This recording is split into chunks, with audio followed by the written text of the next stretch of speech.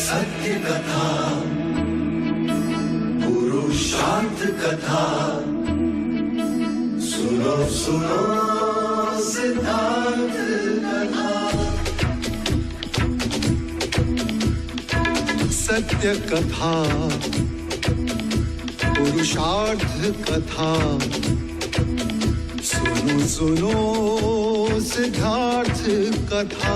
चढ़ते सूरज सा तेजवान वो कीर्तिमान, हुंकार भरे जब कूच करे, थर थर कांपे आसमान। वो राजपुत्र वो शूरवीर, पर्वत को भेद दे उसके तीर, शांति का स्रोत करुणा की धार, निर्झर झरे मन से अपार। वो राजपुत्र वो शूरवीर, पर्वत को भेद दे उसके तीर, है शाक्य वंश का वो तारा, जगमग है जिससे जग सारा। सत्य कथा, पुरुषार्थ कथा, सुनो सुनो सिद्धार्थ कथा।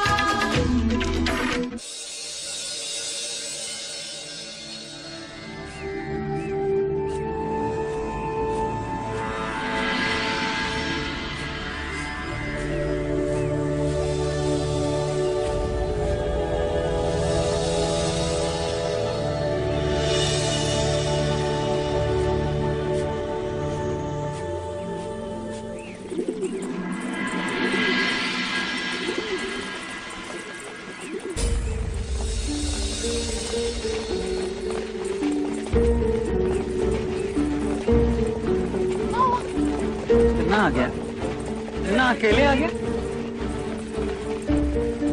युवराज कहाँ है? क्या वो पद पर है? बताओ चन्ना, बताओ। क्या वो सचमुच वानप्रस्थ हो गए? अरे कुछ तो बोलो, खामोश क्यों हो? युवराज कहाँ है चन्ना? कब आएंगे युवराज? कहाँ है? तुम तो उनके सारथी भी थे और मित्र भी। कहाँ है युवराज? कहाँ है? नहीं आई। नहीं आए? लेकिन क्यों चन्ना? उनका सुख हमारे भाग्य में नहीं। ऐसा मत बोलो चन्ना, ऐसा मत बोलो। असित मुनि की वाणी सच प्रमाणित हुई। ना जाने अब महाराज को क्या होगा। महाराज तो सह लेंगे, पर देवी यशोधरा वो ये पीड़ा कैसे सहेगी?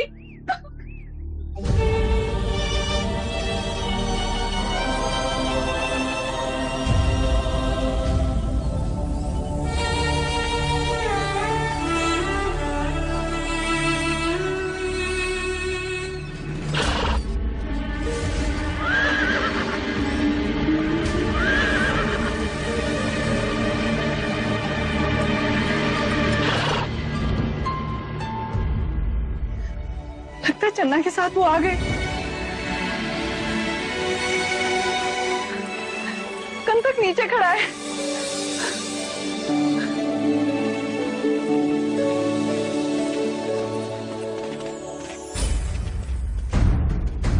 चन्ना, सिद्धार्थ खान नहीं, वो नहीं आए महाराज।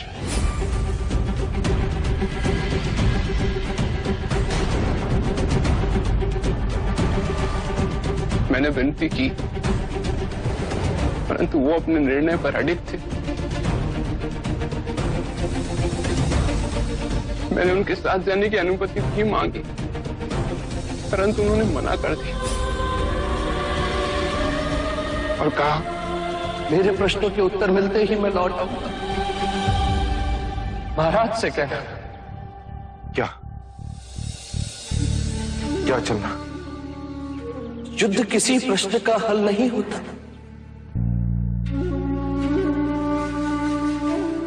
मां से कहना। क्या? जन्म देने वाली मां को तो नहीं देखा, पर तुम उससे बढ़कर हो। तुम्हारे खिलाए हर निवाले का ऋणी रहूंगा मैं।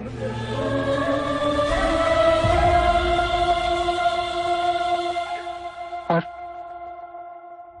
मंगला काकी से कहना राज्याभिषेक तो अवश्य होगा।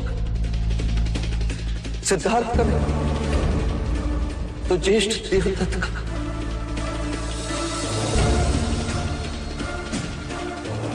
अर्थात वो जानता था। ज्येष्ठ देवदत्त से कहना कि बचपन से भी तुम्हारे द्वेष के हर धक्के ने मेरे चरणों को बलवान बनाया है।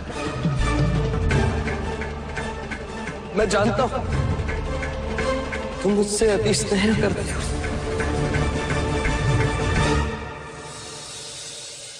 और गोपा से कहना मेरी व्यथा को अपनी व्यथा बनाने के लिए मैं सदैव उसका ऋणी रहूं। पति की इच्छा अनिच्छा का ध्यान तो हर पत्नी रखती है, पर पति की व्यथा को अपनाने वाली बात कदाचित ही होती। ये चाहते हुए कि मैं चला जाऊंगा, तुमने मेरा विरोध नहीं किया।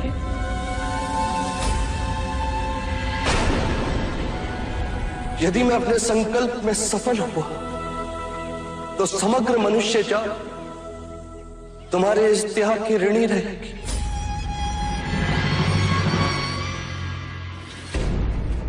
पापा, यदि तुम्हें पता था तो तुमने मुझे क्यों नहीं बताया? मैं उसके पैर पकड़ लेता, उसे मना लेता, उसके कहने पर चलता, परंतु उसे मैं रोक लेता। पापा, मैं उसे रोक लेता। क्षमा कीजिएगा पिताश्री। जिस दिन से लौट कर आए थे आप सबको घायल देखा, संग से विमुख हुए, नई नगरी का भेद सामने आया, उन्हें कोई सुध-बुद्धि ही नहीं थी। केवल प्रश्न, केवल विचार।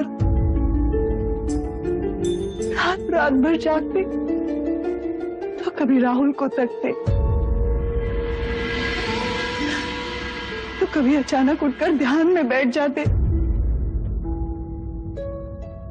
ध्यान कर पा रहे थे, पीड़ा सह पा रहे थे, और मैं उनकी वो पीड़ा देख ना पाई।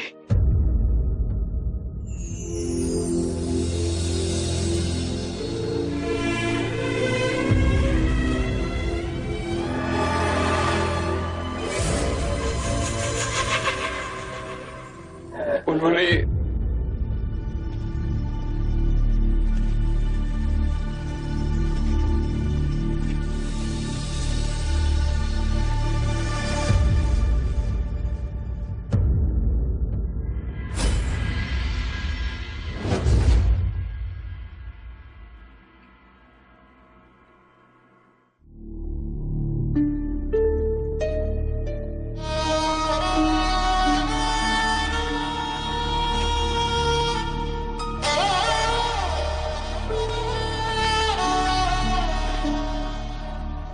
ये तुमने क्या किया पुत्र?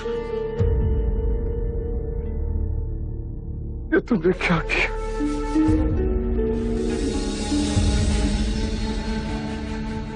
सबकी पीड़ा लेकर तू वन में चला गया,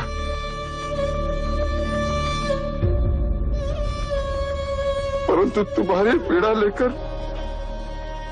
हम कहां जाए पुत्र?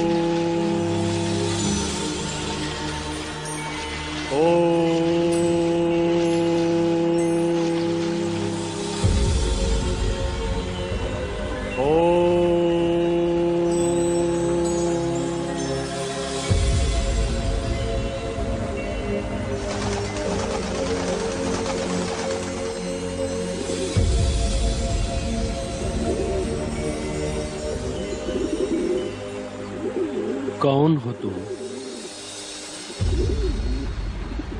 मेरा नाम सिद्धार्थ है। मैं कपिलवस्तु से आया हूं। यहाँ वन में क्या कर रहे हो? ग्रह त्याग किया है मैंने। कितने दिन टिकेगा ये ग्रह त्याग? जब तक ज्ञान पिपासा ना मिट जाए, जब तक प्रश्नों के उत्तर ना मिल जाए। क्यों, शास्त्रों का अध्ययन नहीं किया? अवश्य किया, पर मिथ्या लते। ऐसा क्यों? क्योंकि उनमें उपाय है, कारण नहीं। प्रश्न है पर उत्तर नहीं। कहाँ जाना चाहते हो? गुरुवर्य अलार कलाम के आश्रम में। मैंने सुना है उनका आश्रम वैशाली के उत्तर में है। कई शिष्य हैं उनके। क्या आप उनके आश्रम का मार्ग जानते हैं? हाँ, जानता हूँ। वो मेरे भी गुरु हैं। तो क्या आप मुझे उनके आश्रम में ले चलेंगे? अवश्य ले चलूंगा। तो प्रस्थान करते हैं। मुझे शीघ्र ही उनसे मिलना है। धैर्य रखो। हमारे गुरु कहते हैं उतावलापन मन की दुर्बलता है, धैर्य आदि सफलता, और शेष आधा तुम्हारा पुरुषार्थ। आओ।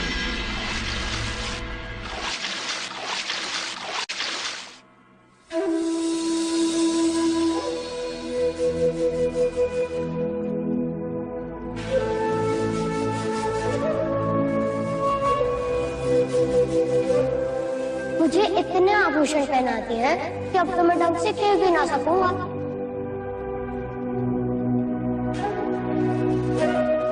निर्बल की रक्षा करना क्षत्रियों का कर्तव्य है महाराज।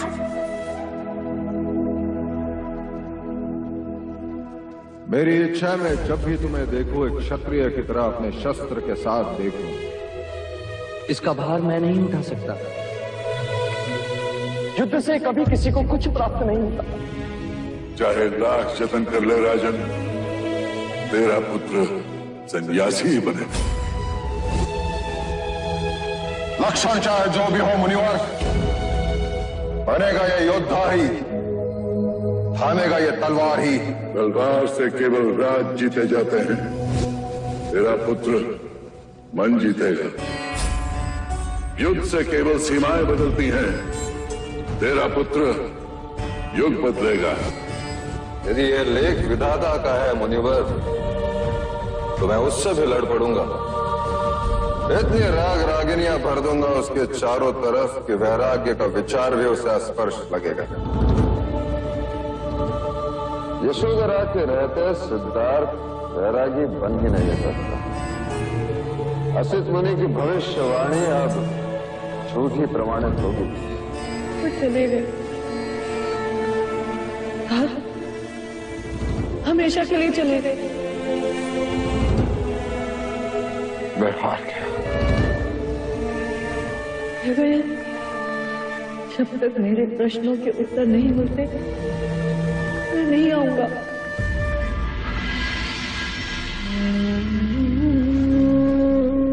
वह शाक्य शिरोमणि राजा शुद्धोधन हार गया।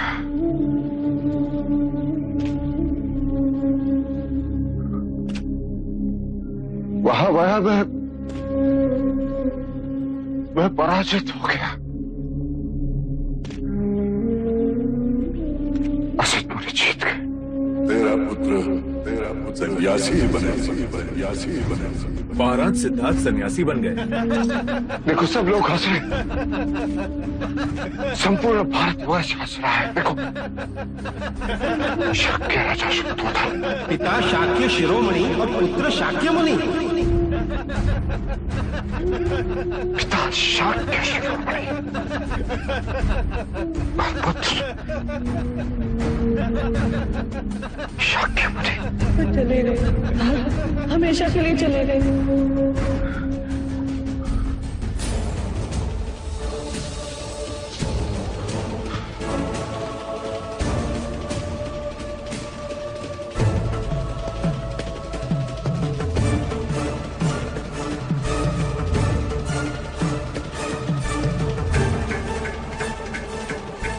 पराजित को जीवित रहने का अधिकार नहीं होता,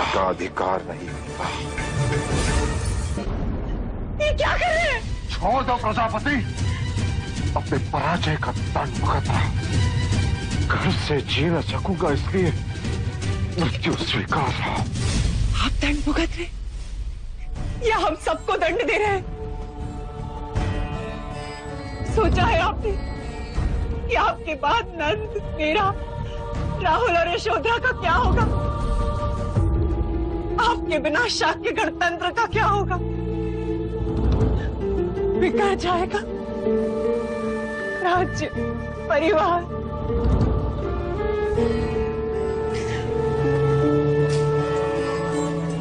मैं पराजित हो गया।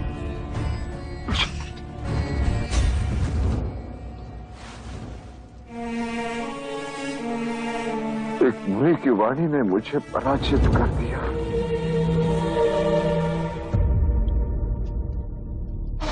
देव, असित मुनि ने केवल सिद्धार्थ के प्रारब्ध की बात की थी, और प्रारब्ध से लड़कर कभी कोई नहीं जीत सकता। पुरुषार्थ करना हमारा कर्तव्य था, हमने किया। और आप ये बात क्यों नहीं मान लेते कि सिद्धार्थ भी लड़ रहा है, रणभूमि में नहीं, मनोभूमि में, शत्रु से नहीं, भावनाओं से। एक प्रश्न तो लेकर गया, मुझे दुख का उपाय नहीं, कारण जानना है। और जिस दिन वो लौट कर आएगा और आपको नहीं देखेगा, तो क्या स्वयं को दोषी न ठहराएगा? क्यों हम उसकी ग्लानि को और बढ़ाए दें? सिद्धार्थ सारे जगत का कल्याण करेगा। अब इसी बात को मान ले और उसकी प्रतीक्षा करें और कहें कि जो पुत्र रात के अंधेरे में गया था, सूरज लेकर वापस आया है।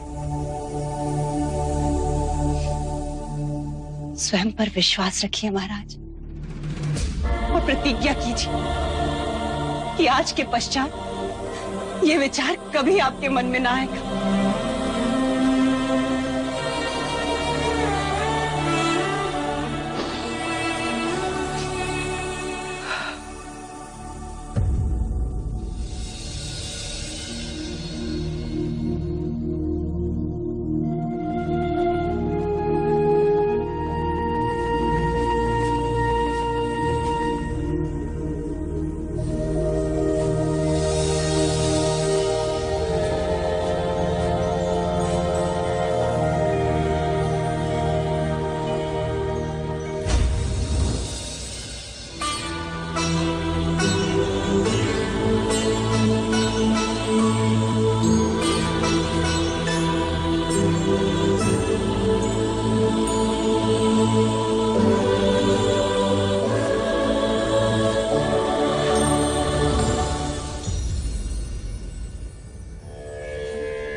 मित्र, विदित होता है कि तुम कभी नंगे पांव नहीं चले।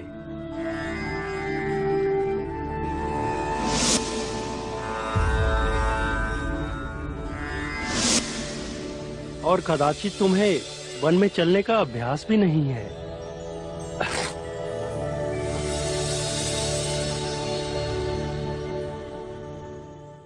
जब ऋतु बदलती है, उसके बदलाव से हर किसी को ठंड लगती है, फिर शरीर को उसकी आदत हो जाती है। और वैसे भी युवराज पहली बार ऐसे शीत प्रदेश में आए हैं।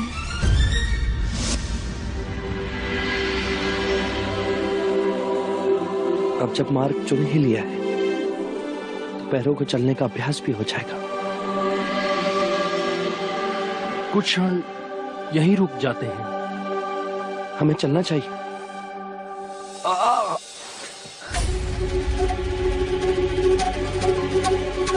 क्या हुआ गोपा? कोई स्वप्न देखा? न जाने स्वप्न था या सच। वहां अचानक पैरों में जोरों की पीड़ा हुई। मानो जैसे कोई कांटा चुभा हो। अब तो ठीक है? नहीं माँ, और मेरे सपने मुझे सदा पीड़ा देते हैं। उनके जाने से पहले भी एक बार ये अनुभूति हुई थी जैसे वो कहीं खो गए हैं और मैं उन्हें ढूंढ रही हूँ। अरे सिद्धार्थ, हमें छोड़ के मत जाओ सिद्धार्थ। आज ये पीड़ा, वो ठीक तो होंगे ना माँ? हाँ गोपा, जो दूसरों की खुशी के लिए स्वयं को पीड़ा देता है, ईश्वर उसकी सारी पीड़ा ले लेते हैं। वो लोक कल्याण हेतु गया है, माँ अभया उसकी रक्षा करेंगी। हाँ, उनकी रक्षा करेंगी ना? हाँ गोपा, हर माँ अपने पुत्र की रक्षा करती है। जैसे तुम राहुल का ध्यान रखती हो, वैसे ही माँ अभया सिद्धार्थ की रक्षा करेंगी। मुझे उनकी बहुत चिंता हो रही है माँ। गोपा, रात चाहे कितनी ही लंबी हो, उजाला तो होता ही है। सोचो।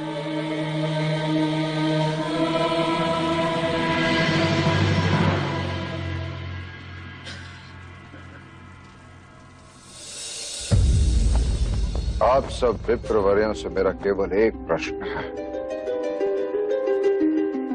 आप सब ने सिद्धार्थ की कुंडली देखकर भविष्यवाणी की थी कि वो सम्राट बनेगा, चक्रवर्ती बनेगा। तो आप सबकी ये भविष्यवाणी विपरीत कैसे हुई? व्यतीत न हो राजा। युवराज सिद्धार्थ की कुंडली देखकर हमारा यही कथन था कि एक उच्चतम जातक की कुंडली है कि जो कार्य करेगा वो उच्चतम होगा, वो हर क्षेत्र की शिखर पर पहुंचेगा। सिद्धार्थ एक राज परिवार से है तो राज अभिषेक के बाद वो राजा ही बने। राजा की उच्चतम पदवी है चक्रवर्ती बनना। हमारा कथन केवल इसी सत्य पर निर्भर है। यदि ये कुंडली किसी वैश्य के पुत्र की होती तो हम ये कहते ये उत्तम व्यापारी बनेगा। महाराज, किसी भी कुंडली का अर्थघटन व्यक्ति विशेष की वर्तमान परिस्थिति पर भी निर्भर होता है। परंतु आपका भविष्य कथन असत्य प्रमाणित हुआ कुलगुरु। नहीं महाराज, ज्योतिष शास्त्र की ज्ञान सीमा में जो सत्य था हमने केवल वही कहा। हमने भविष्यवाणी की थी कि महादेवी महामाया को पुत्र होगा और हमारा ये कथन सत्य प्रमाणित हुआ। युवराज के जन्म के समय भी हमने यही कहा था कि कुंडली बलवान है, जातक जिस मार्ग पे जाएगा उसके शिखर तक पहुंचेगा। परंतु वो चक्रवर्ती नहीं, संन्यास के मार्ग पर चला गया है कुलगुरु। राजन, हमारे यहाँ सन्यासी और ऋषि मुनि राजा से भी अधिक पूजनीय है। उस मार्ग पे भी सिद्धार्थ प्रसिद्धि की उच्चतम पदवी प्राप्त करेंगे। तथास्तु, कदाचित करे भी। परंतु मेरे सामने अब यक्ष प्रश्न यही है कि सिद्धार्थ को चक्रवर्ती बनाने के प्रयास में मैंने कई भूल कर दी है। सबसे बड़ी भूल नई नगरी। कितने लोगों को पीड़ित करती, उन्हें दुखी किया, कितने कुटुंबों को उजाड़ दिया।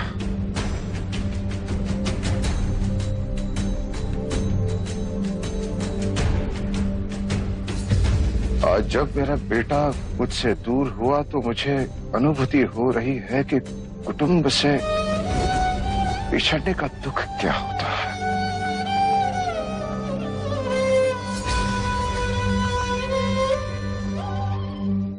वृद्धत्व क्या होता है।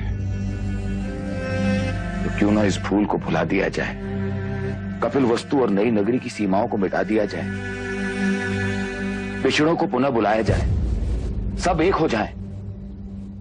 महाराज, कदाचित युवराज सिद्धार्थ राजा होते तो सबसे पहला कार्य वो यही करते।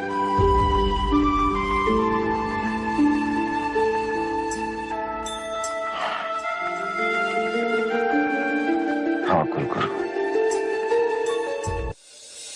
तुमने सत्य ही कहा था मित्र। जब मार्ग चुन ही लिया तो पैरों को चलने का अभ्यास भी हो जाएगा। पर इतने वेग से भी आगे मत बढ़ना कि मैं पीछे ही छूट जाऊं। यदि ध्यान में भी इतनी गति पकड़ी तो अवश्य ही तुम मुझसे बड़े सन्यासी बन जाओगे।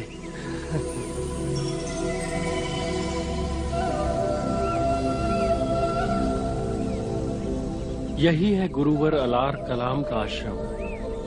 क्या गुरुवर अलार कलाम मुझे अपना शिष्य बनाएंगे? हाँ हाँ, क्यों नहीं, अवश्य बनाएंगे। यदि तुम उनकी परीक्षा में उत्तीर्ण हुए तो। समाधि मार्ग में जितना उनका अध्ययन है किसी का नहीं।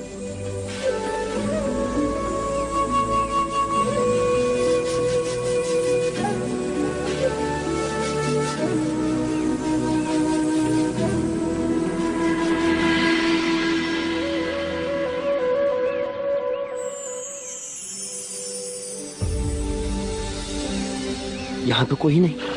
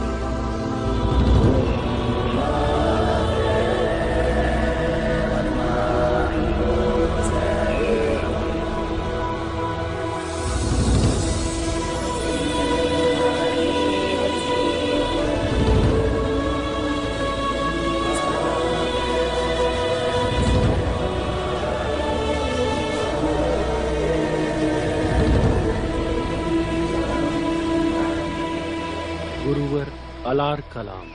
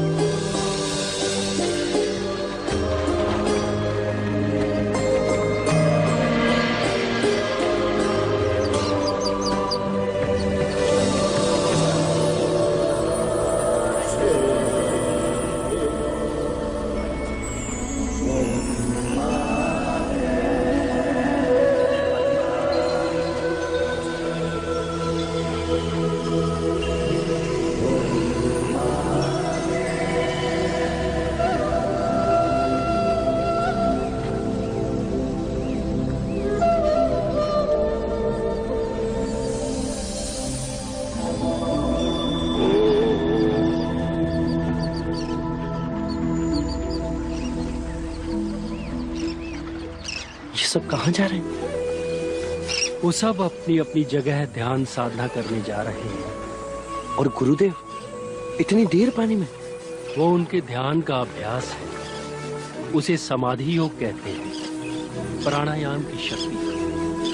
वो कुछ समय तक सांस रोक के पानी में साधना करते हैं। तो मुझे अभी गुरुवर्य के पास ले चलो। जहाँ इतनी प्रतीक्षा की, कुछ देर और। जब गुरुवर्य अपने आसन पर विराजमान होंगे तभी उनसे मिलना उचित है।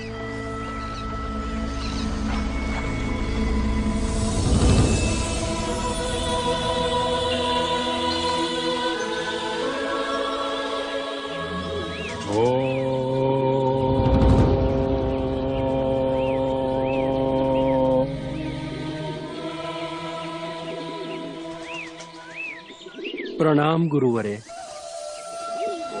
गुरुवरे, ये सिद्धार्थ है। इन्होंने आपसे ज्ञान की प्राप्ति हेतु गृह त्याग किया है। आपका शिष्य बनने के लिए प्रार्थना लेकर आए हैं।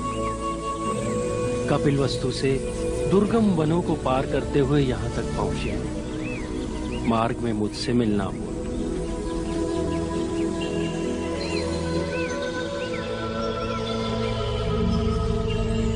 प्रणाम गुरुवर्य।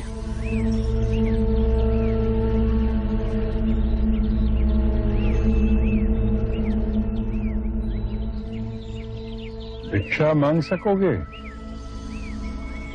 वही मांगने आया हूँ गुरुवर्य। मैं ज्ञान की भिक्षा की बात नहीं कर रहा, बस अन्न की भिक्षा मांग सकोगे? गर्व को मार्ग में छोड़कर आया हूँ। ज्ञान के साथ अन्न की भी भिक्षा मांग लूंगा। भिक्षाटन का समय हो गया, इनको भी अपने साथ ले जाएं।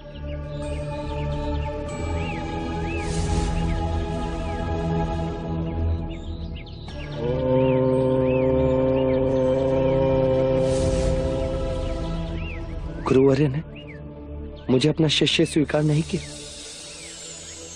धैर्य मित्र, धैर्य।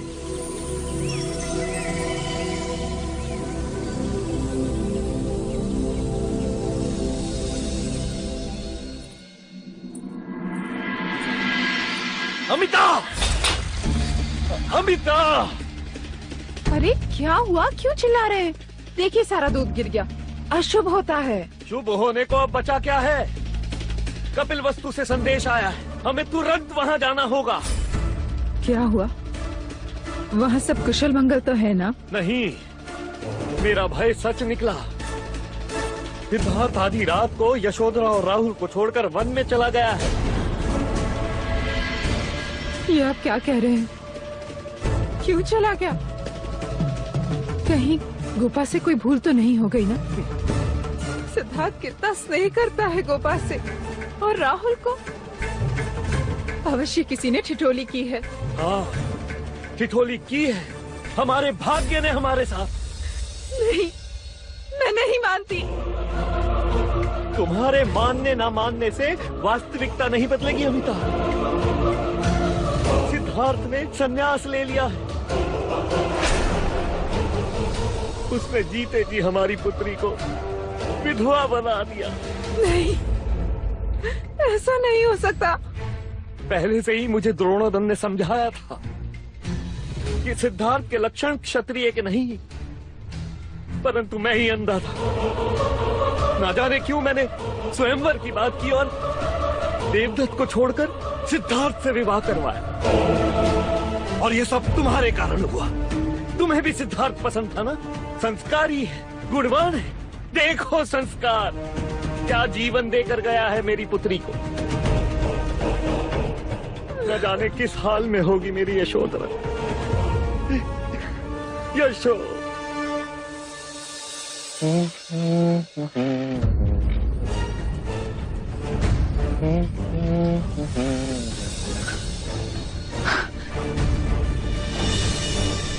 तुम?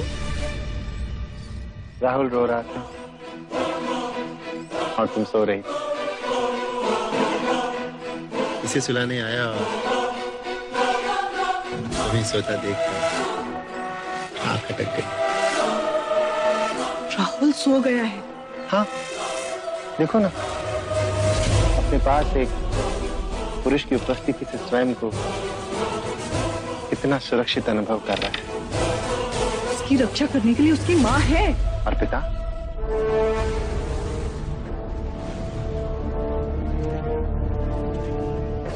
विधि का विधान देखो यशो।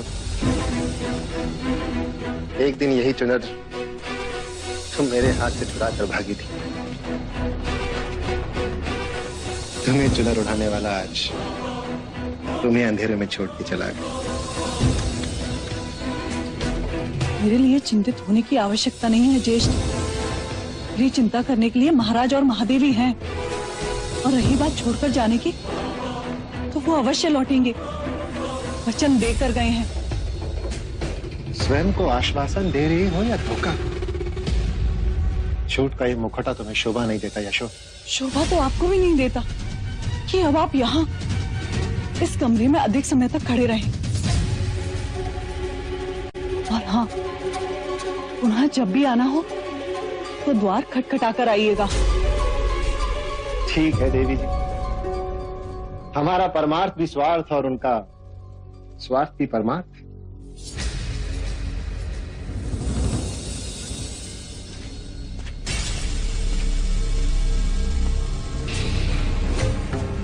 जाते हुए एक बात कह के जाना चाहता हूं। आज के बाद हर आठ पे तुम मेरे बारे में सोचोगी। कहीं मैं तो नहीं?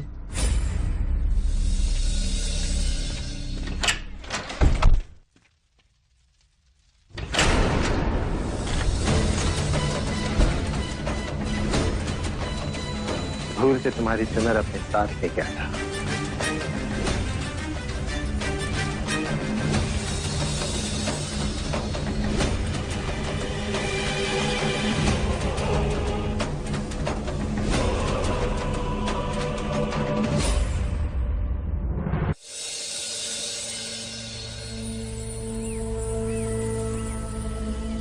अब संसारियों से इस पात्र में जितना समा सके उतनी भिक्षा मांगोगे।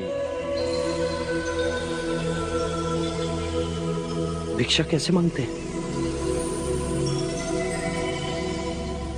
देखो, ओम भगवती भिक्षाम देहि, इस प्रकार से। आओ।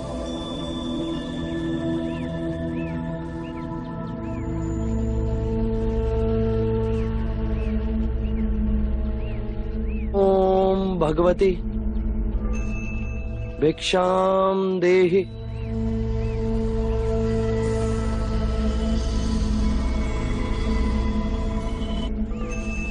सुखी भवन्तु।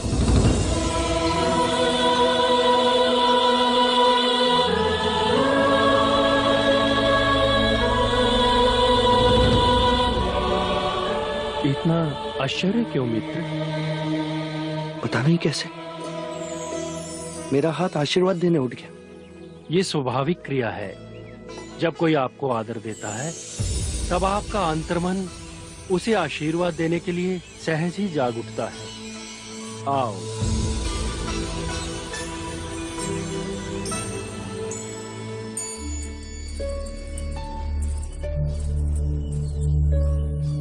यशोधरा, क्या हुआ? तुम आज फिर भोजन करने नहीं आए? महाराज भी पूछ रहे थे।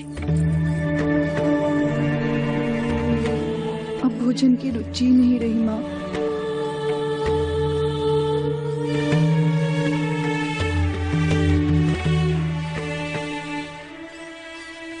यशु, मैं जानती हूँ, समझती हूँ कि तू क्यों नहीं खा रहे। तो यही सोच रही है ना कि वहां सिद्धार्थ ने क्या खाया होगा, उसे वन में कौन भोजन देगा। हाँ माँ, वो वहां भूखे दिन बिताए और मैं यहाँ मनपसंद खाना खाऊं, ये अनर्थ नहीं। पर वो कहकर गया है, मैं लौट कर आऊंगा, मेरी प्रतीक्षा करना। तो प्रतीक्षा करने के लिए जीवित तो रहना ही होगा ना। यशु, स्वयं के लिए नहीं नासे, पर राहुल के लिए तो जीवित रहना ही होगा। तो सांसों के लिए दो कौर। ओम भगवती भिक्षाम देहि।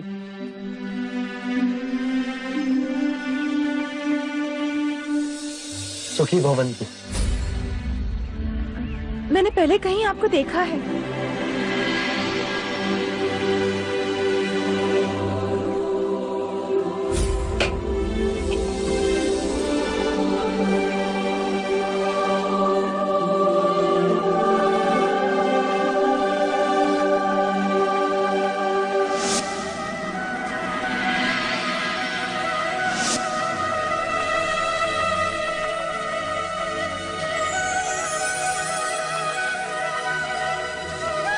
कपिलवस्तु के युवराज सिद्धार्थ गौतम हो ना?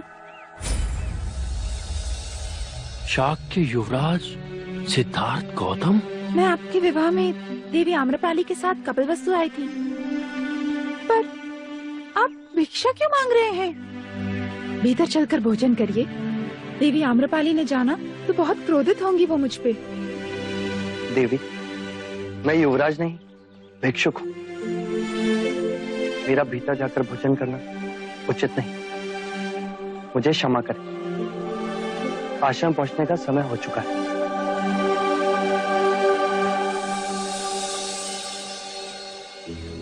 सत्य कथा,